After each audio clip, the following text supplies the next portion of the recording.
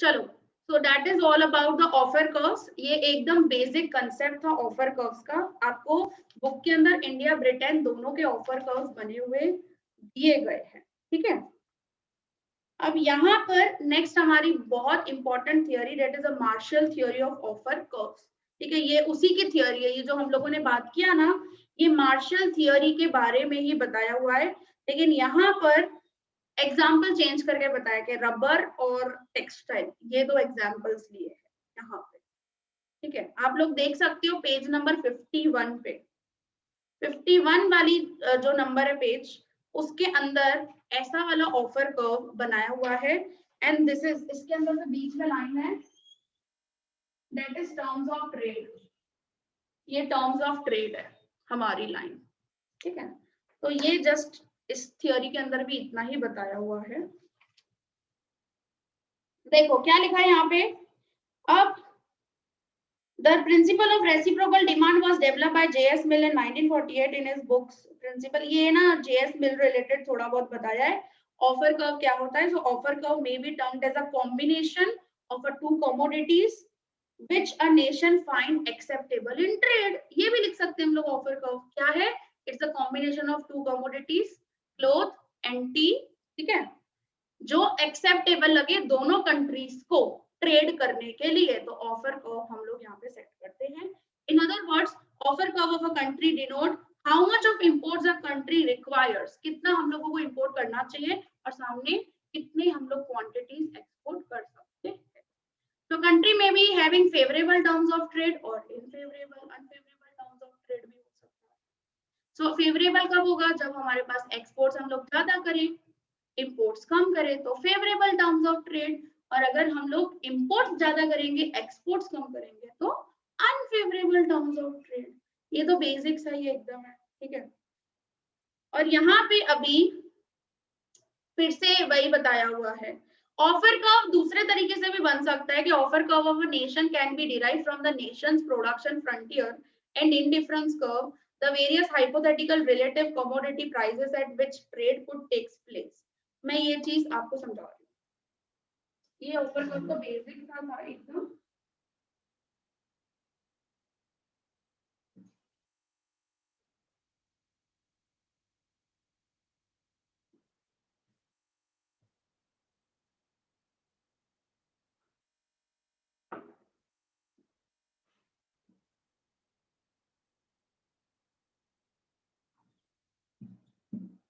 X axis y axis, example क्या लिया है, रबर और टेक्सटाइल ही लिया है। कोई बात नहीं, हम लोग कुछ भी ले सकते हैं, आपको क्लोथ्स और टी लेना हो तो वो भी ले सकते हो, ठीक है। तो मैं यहाँ पे जनरली क्लोथ्स और टी ही लिख रही हूँ, ठीक है। अब यहाँ पे दो कमोडिटीज हैं।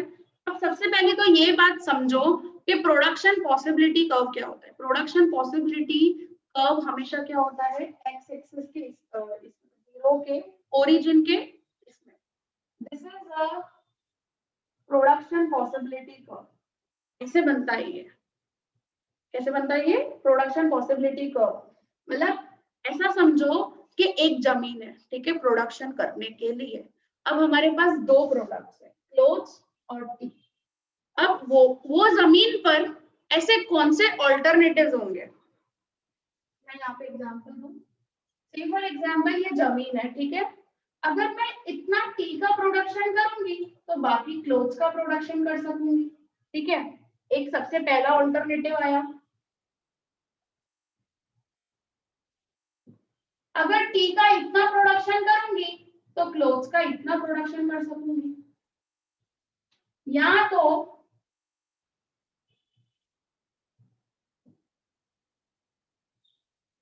टी का इतना करूंगी तो क्लोथ्स का इतना करूंगी, समझे। तो ऐसे डिफरेंट डिफरेंट, देखो किस तरीके से मैं आपको बता सकती हूँ। अगर टी ज्यादा प्रोड्यूस करूंगी तो क्लोथ कम प्रोड्यूस कर सकूंगी, अगर टी कम प्रोड्यूस करूंगी तो क्लोथ ज्यादा प्रोड्यूस कर सकूंगी, उससे भी टी कम प्रोड्यूस करूंगी तो क्लोथ और ज्यादा प्रोड्यूस कर सकती हूँ, उससे भी कम टी प्रोड्यूस करूंगी तो क्लोथ्स और ज्यादा प्रोड्यूस कर सकती हूँ। तो इस तरीके से प्रोडक्शन पॉसिबिलिटी कर्व पता चलता है हम लोगों को, ये प्रोडक्शन पॉसिबिलिटी कर्व है। This alternative A, this is alternative B, this is alternative C, this is alternative D.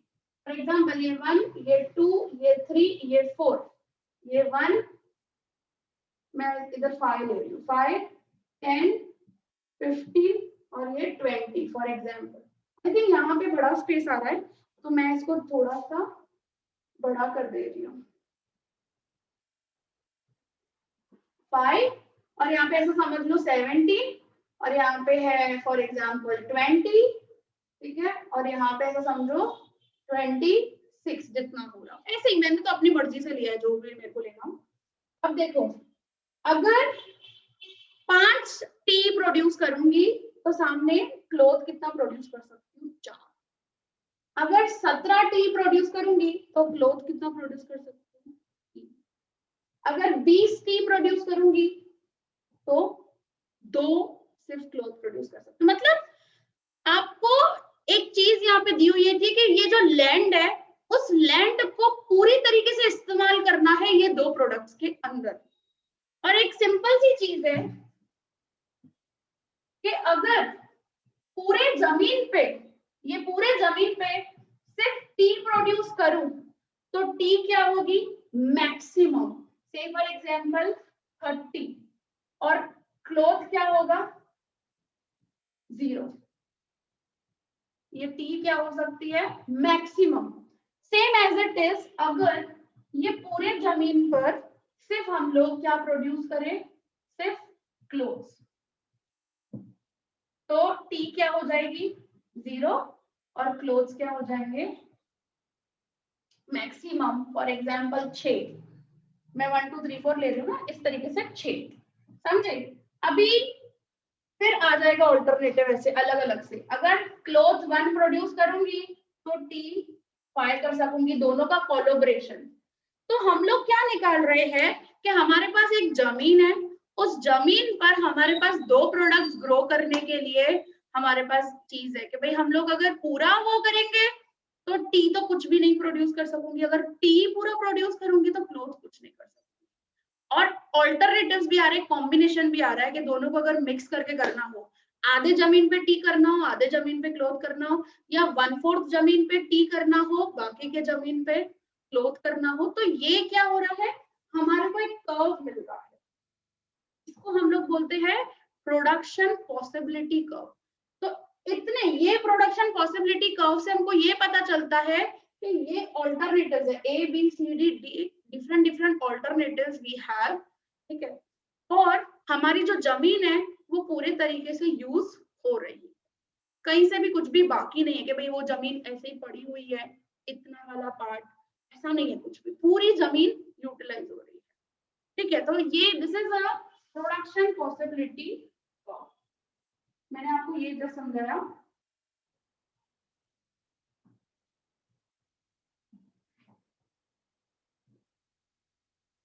I think आप लोगों ने पढ़ा होगा, पता नहीं, बट अगर सीबीएसई वाले स्टूडेंट्स होंगे ना जो, वो लोग इन प्रोडक्शन पॉसिबिलिटी कर्व बहुत अच्छे से जानते हैं कि क्या होता है.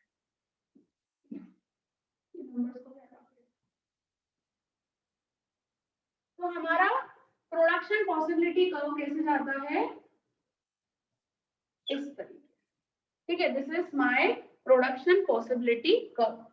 अब यहाँ पे नेक्स्ट आपको बताया है दैट इज इंडिफरेंस कर्व, जिसको हम लोग IC. Production possibility curve producer angle से बनाया जाता है और इंडिफरेंस कर्व कंज्यूमर एंगल से बनाया जाता है. दोनों अलग अलग डिफरेंट चीजें हैं. इंडिफरेंस कर्व क्या बोलता है कि अगर मैं मार्केट गई, इंडिफरेंस कर्व बता रही हूँ, जैसे प्रोडक्शन पॉसिबिलिटी कर्व बताया वैसे इंडिफरेंस कर्व बता रही हूँ. फॉर एग्जाम्पल, मैं मार्केट गई और मेरे पास ऑप्शंस आ जाते हैं. मैं फ्रूट के किसी हॉकर के पास में खड़ी हूँ तो मेरे पास 2 ऑप्शन है, एप्पल और बनाना. ठीक है, अब मेरे पास इतने पैसे, इस केस में इंडिफरेंस के कर्व के केस में I am a consumer, but production possibility के केस में आई एम अ प्रोड्यूसर. ठीक है, ये दोनों अलग अलग एंगल है. तो इंडिफरेंस में क्या होता है जनरली, अगर मैं 4 एप्पल खरीदूं, अगर मैं 4 एप्पल खरीदूंगी तो मैं सिर्फ एक बनाना खरीद सकती हूँ। अगर मैं 3 एप्पल खरीदूंगी तो मैं 5 बनाना खरीद सकती हूँ। अगर मैं 2 एप्पल खरीदूं तो फॉर एग्जाम्पल मैं 8 बनाना खरीद सकती हूँ। और अगर मैं 1 एप्पल खरीदूं तो मैं 12 बनानास खरीद सकती हूँ। तो ये डिफरेंट ऑल्टरनेटिव है वी हैव। देखो मेरे पास ऑल्टरनेटिव 1 है। देखो ये सारे ऑल्टरनेटिव से मुझे जो सेटिस्फेक्शन मिलेगा वो इक्वल अमाउंट का मिलेगा। ये चीज है, क्या बोल रही हूँ मैं, मुझे जो सेटिस्फेक्शन मिलेगा वो इक्वल अमाउंट का मिलेगा। Whether I select a option, B option, C option और डी ऑप्शन, मेरे को सेटिस्फेक्शन इक्वल है भाई, उतना ही मिलेगा जितना ए ऑप्शन में मिलेगा उतना ही बी ऑप्शन में भी मिलेगा। इन्हीं चीजों को यूज करके ये जो ऑल्टरनेटिव्स है, फॉर एग्जांपल ऐसा समझो ये एप्पल और इधर बनाना, ठीक है। अब एप्पल 1 2 3 और ये 4, बनाना है 1 5 8 12, तो हम लोग जनरली कितना ले ले, 5 नहीं, मैं 4 4 का गैप ले लेती हूँ, 4 8 12, ठीक है। तो अगर 4 एप्पल खरीदूंगी तो एक बनाना, ये मेरा कर्व ऐसे बना, एक ये वाली पॉइंट मिली मेरे को।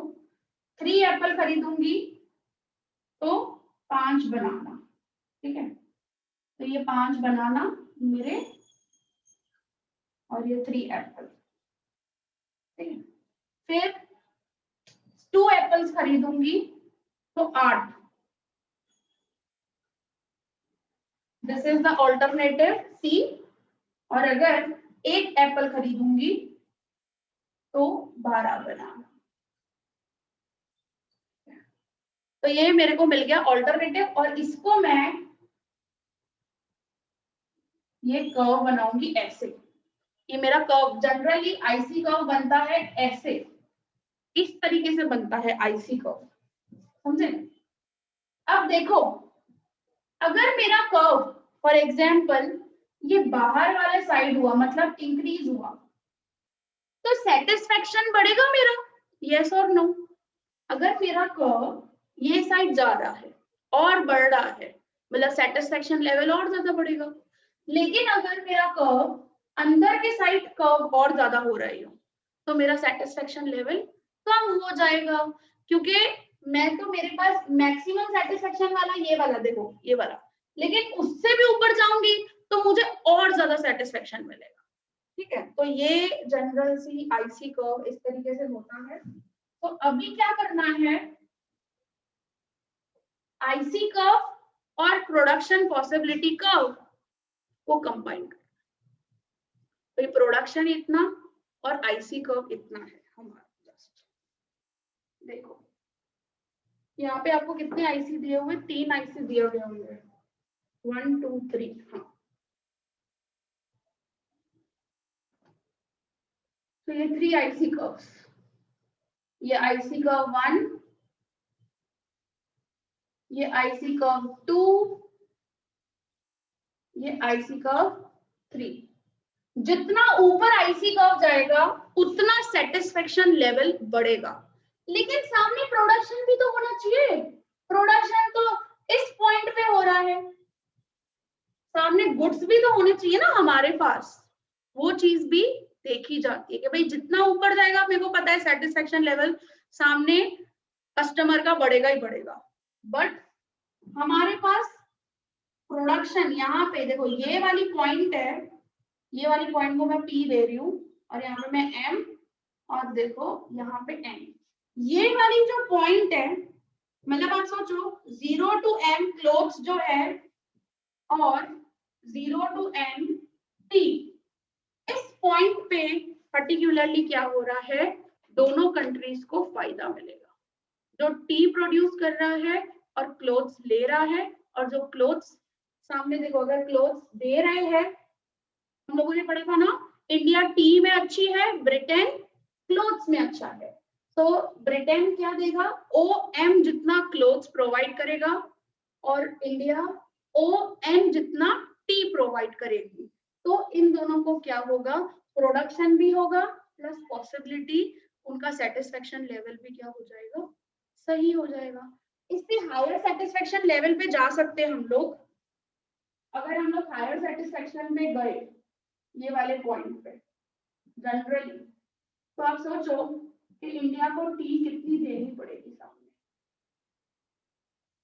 देखो ये वाली पॉइंट, मतलब थोड़ा सा इधर क्लोथ में तो कम डिफरेंस आ रहा है। ये हमारा एन पॉइंट ले लूं, नहीं एन नहीं, क्यू पॉइंट ले लूं और यहाँ पे फॉर एग्जांपल आर ले लूं। ये चीज में थोड़ा सा जस्ट चेंजेस हो रहा है, बट बेनिफिट जो होगा वो ये वाले पॉइंट पे होगा दोनों कंट्रीज को, चाहे वो टी प्रोड्यूस वाला हो या फिर, क्योंकि यहाँ पे क्या हो रहा है, प्रोडक्शन पॉसिबिलिटी कर्व और आईसी इंडिफरेंस कर्व दोनों का मर्ज हो रहा है, और जहाँ पे ये दोनों मर्ज होंगे वहां पे दोनों कंट्रीज को फायदा ही फायदा है। ये आपको जस्ट बताया है IC1, IC2, IC3। ये वाली पॉइंट जो है वो है पॉइंट इक्विलिब्रियम की, मैंने P सपोज किया है लेकिन हम लोग इधर लिखेंगे, ये जो पॉइंट है मैंने सर्कल किया है, this is equilibrium point where production possibility curve and indifference curve collaborates, equal हो रहे हैं दोनों ये वाले पॉइंट पे, OM और ON पे। ठीक है, इतना जस्ट आपको बताया है, इससे ज्यादा कुछ बताया नहीं है, जस्ट ये दोनों चीजें बता दी है। और फिर हम लोगों को नेक्स्ट एक एग्जाम्पल दिया हुआ है, वही टेक्सटाइल और एक्सपोर्ट, टेक्सटाइल और रबर का ही एग्जाम्पल दिया हुआ है। जैसे हम लोगों ने पहले ऑफर कर्व देखा था, दोनों मैंने आपको दिखाया था, दोनों के ऐसे जाते हैं इस तरीके से टी और क्लोथ्स के, उसी तरीके से यहाँ पे टेक्सटाइल और रबर लेके एग्जाम्पल बताया हुआ है। तो हम लोग वो एग्जाम्पल फटाफट से कर लेते हैं 5 मिनट्स के अंदर।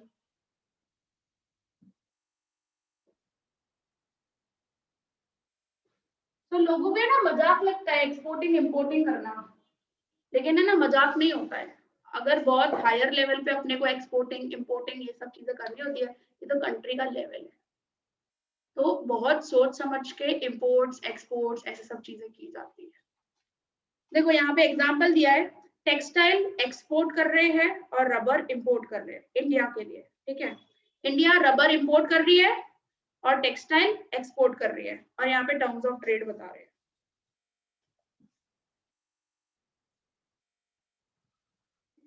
तो यहाँ पे टेक्सटाइल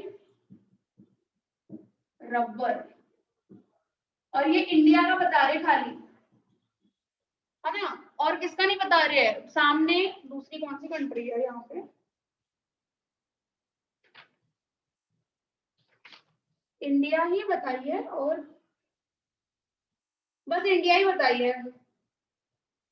हाँ अमेरिका लिया है यहाँ पे, अमेरिका लिया है, हाँ हाँ हाँ, अमेरिका से रबर इंपोर्ट कर रही है वो, import rubber import from America, और टेक्सटाइल एक्सपोर्ट कर रही है टू अमेरिका। ठीक है, मैंने ऐसा लिखा है ताकि आपको समझ में आए। और यहाँ पे हमारे पास है टर्म्स ऑफ ट्रेड।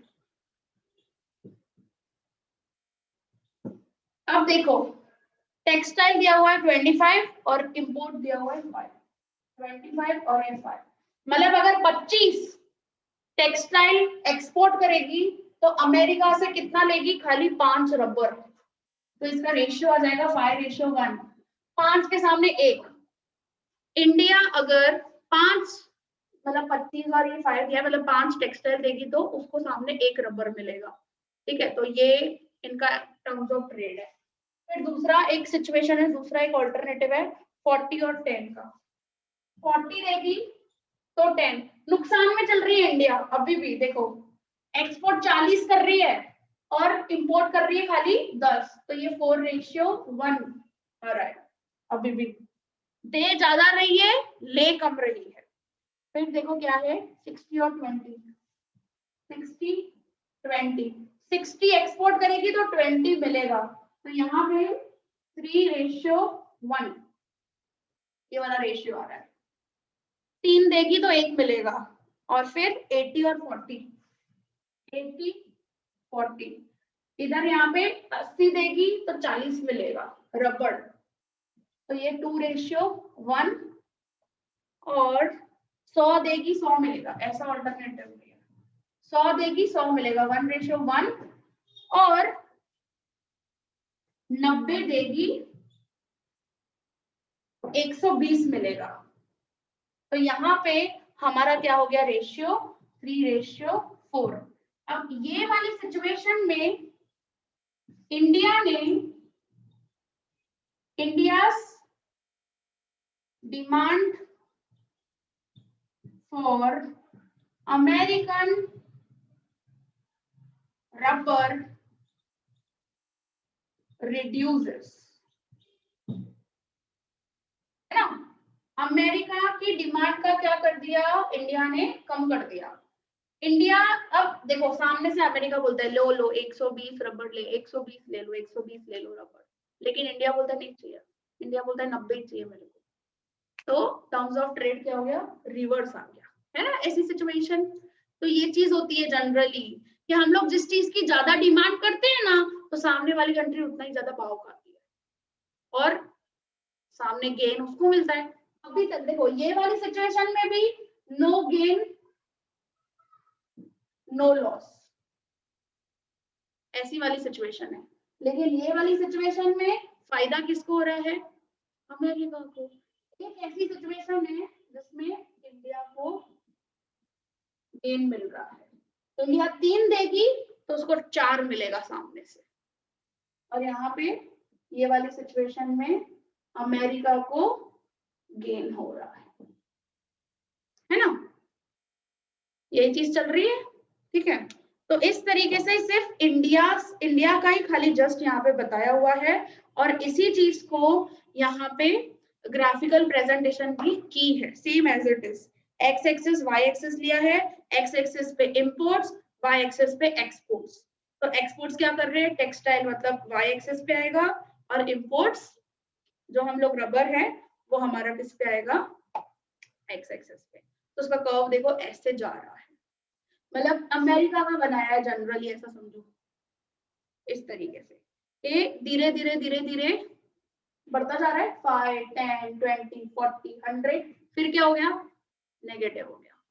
मतलब जहां पे ये चीज नेगेटिव हुई अमेरिका के लिए, वो क्या हो जाएगा, अमेरिका के लिए लॉस में। तो ये आपको बताया हुआ है, और दोनों का चीज भी बताया, जो जैसे मैंने आपको बताया अमेरिका का ऑफर का और इंडिया का ऑफर का, जहां पे ये दोनों मिलेंगे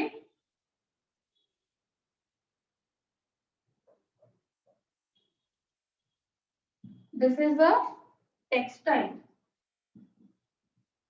और यहाँ पे लिया हुआ है रबर। तो ये जो पॉइंट पे मिलेंगे ये वाली equilibrium point, this is a both offer curves, और ये हमारा आ जाता है बीच में terms of trade.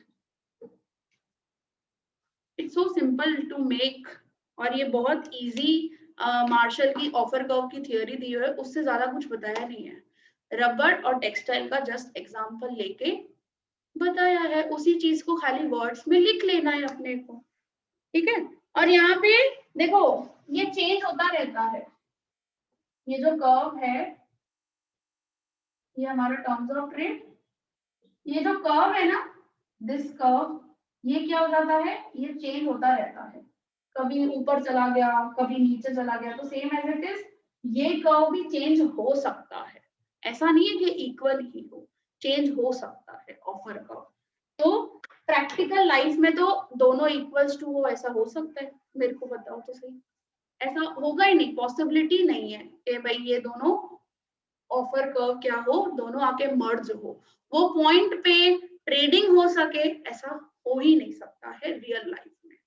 But theoretical ये चीज सब पॉसिबिलिटीज होती है बिकॉज ऑफ अजम्पशंस, ठीक है। तो मार्शल की थियोरी में आपको क्या बताना है, ये थियोरी अगर लिखनी है तो थोड़ा बहुत आपको यहाँ पे इंट्रोडक्शन मार्शल रिलेटेड, और ऑफर कर्व क्या है, तो ऑफर कर्व की डेफिनेशन आपको दी हुई है पेज नंबर 48 पे भी, और 49 पे भी दी हुई है इन्वर्टेड कॉमास में ऑफर कर्व की डेफिनेशन। तो आपको जो अच्छी लगे, जो इजी लगे, वो ऑफर कर्व की डेफिनेशन लिख सकते हो। और आप ये बता सकते हो नेशंस प्रोडक्शन फ्रंटियर, यहाँ पे प्रोडक्शन पॉसिबिलिटी ना पूरे नेशन का लिया हुआ है और इंडिफरेंस कर्व भी बताया हुआ है। तो दोनों को कोलैबोरेट करके जस्ट बताना है। मैंने आपको दोनों चीजें बताई कि प्रोडक्शन पॉसिबिलिटी कर्व कैसे बनता है और इंडिफरेंस कर्व कैसे बनता है। तो दोनों को कोलैबोरेट करके अपने को एक्सप्लेन करना है। और फिर रबर और टेक्सटाइल का एग्जांपल लेकर आपको समझाना है और इसका ही ये डेटा का ही ग्राफिकल प्रेजेंटेशन कर, समझो। तो ग्राफिकल प्रेजेंटेशन करोगे, आपको दो ऑफर कर्व्स मिल जाएंगे। एक बार एक्स एक्सिस पे टेक्सटाइल लो, एक बार एक्स एक्सिस पे रबर लो।